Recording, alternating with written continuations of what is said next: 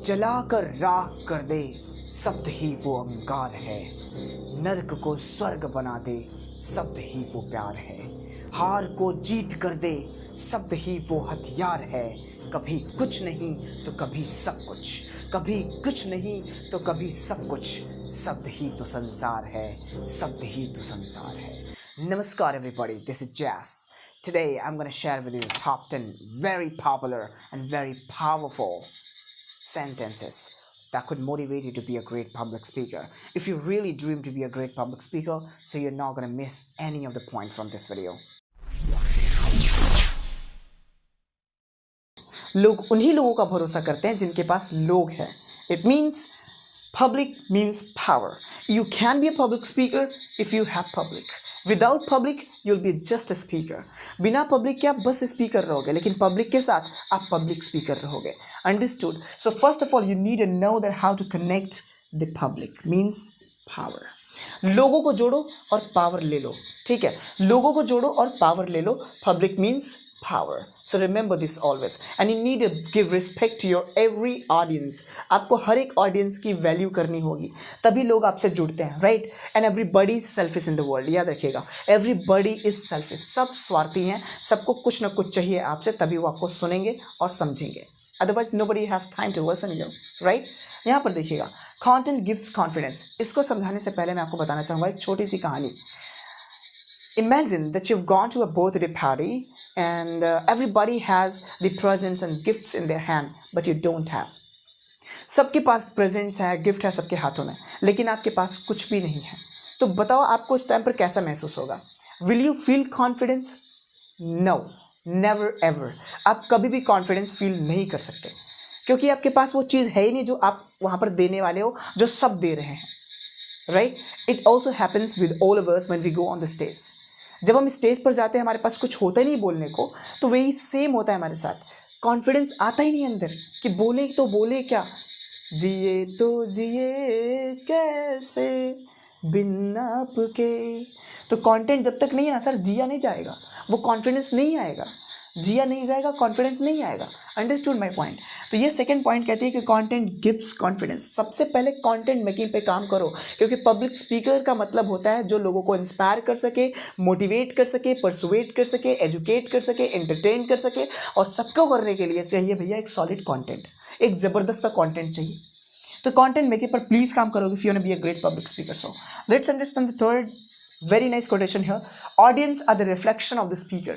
Audience are the reflection of the speaker means if you want to see your audience happy, so first of all show your happy face. If you want to see your audience crying, show your crying face before them. If you want to see your audience laughing, so show them your funny face. Understood? तो जो चीज़ें आप देखना चाहते हो ना audience से, वो चीज़ें आपको खुद दिखानी पड़ेगी, बिकॉज ऑडियंस आपकी कुछ नहीं है, बस आपकी ही यानी कि स्पीकर की ही एक रिफ्लेक्शन है, एक उसका छवि है. उधर से जो भी आप दिखा रहे हो सामने आपकी ऑडियंस बन जाती है. अगर आप पावर दिखाओगे तो पावर दिखाएगी, अगर आप एक्साइटमेंट दिखाओगे तो एक्साइटमेंट दिखाएगी, अगर आप लुल हो जाओगे तो वो भी लुल हो जाएगी. अंडरस्टूड? तो सबसे पहले try to understand show to see वाला formula.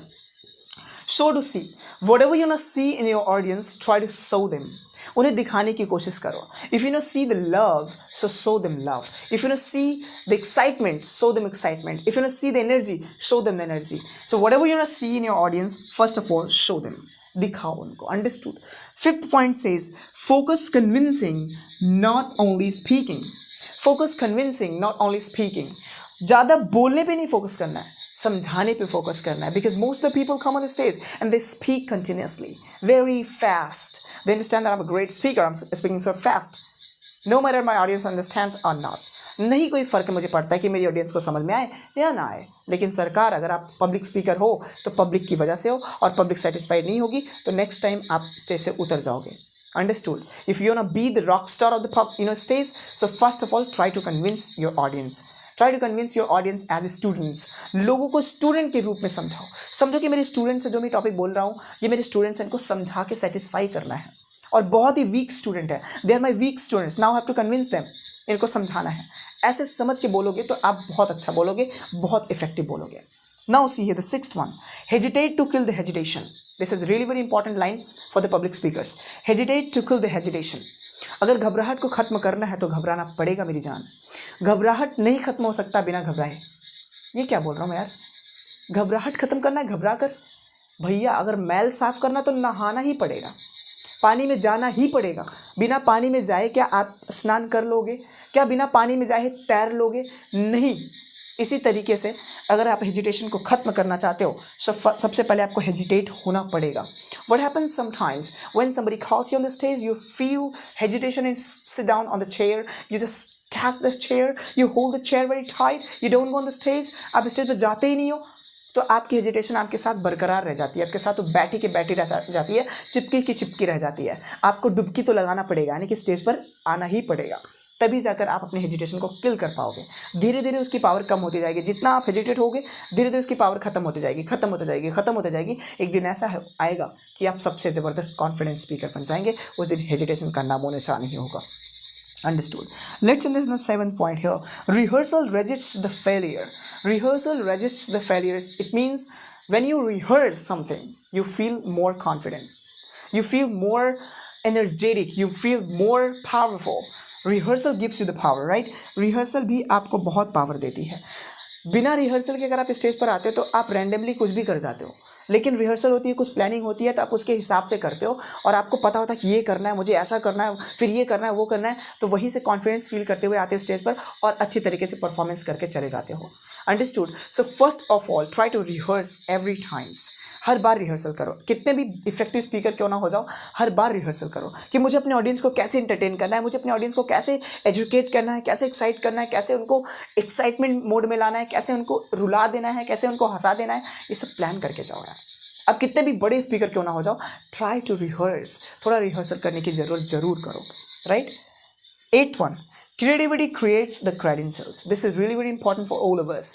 If you are different, I am different, that's because of our creativity.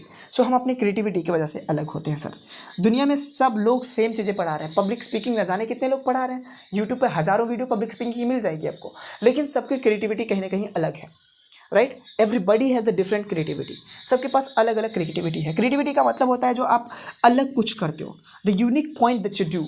Unique तरीका जो आपका होता है, the unique methods, the unique way is called the creativity. For example, everybody teaches English language, but my way of teaching is different.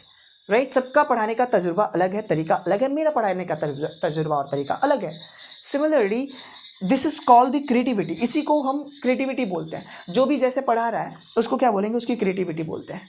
अगर कुछ लोग क्या करते हैं कि कहीं वेबसाइट से पढ़े, किसी बुक से पढ़े, सेम हूबहू बुक का लाके छाप दिया तो स्टूडेंट को मज़ा नहीं आती है. Right. Student don't enjoy that. So उसके अंदर कुछ ह्यूमर, कुछ क्रिएटिविटी, कुछ एग्जाम्पल्स आपके खुद को ऐड करने पड़ेंगे. Then you can be effective speaker. तो आप इफेक्टिव स्पीकर बन सकते हो. Got the point. So always try to be creative. थोड़ा क्रिएटिव बनो. कोई भी पॉइंट उठाओ, देखो मैं इसको कैसे बता सकता हूँ. मान लो कि मैं यही टॉपिक एक्सप्लेन कर रहा हूँ आप लोगों से, आप इसको कैसे एक्सप्लेन करोगे as a good public speaker. Right. Try it. Let's understand the 9th one here. Higher volume shows the truth. ये मैं क्या बोल रहा हूँ, higher volume shows the truth.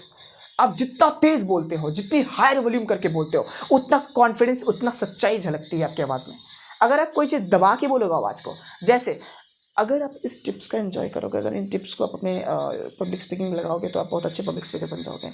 इसका मतलब मैं खुद ही श्योर नहीं हूँ इस बातों पर, मैं सच नहीं बोल रहा हूँ. ये चीज़ें आप नहीं बोल पाओगे इफेक्टिव. राइट.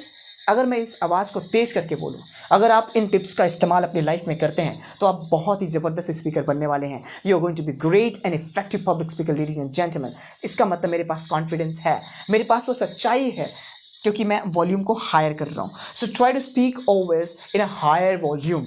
अपनी वॉल्यूम को थोड़ा सा हायर करो और लोगों के दिल में घुस जाओ. अंडरस्टूड. इतना भी हायर मत करना कि कान का पर्दा फट जाए. यार ये तो मजाक की बात रही. Let's end the last but not the least. ये हमारा लास्ट है but not the least. Watch watch watch watch watch watch watch watch the watch what you want to be watched. बहुत तगड़ा सेंटेंस है ये. Watch what you want to be watched. आप वही देखो जो आप दिखना चाहते हो.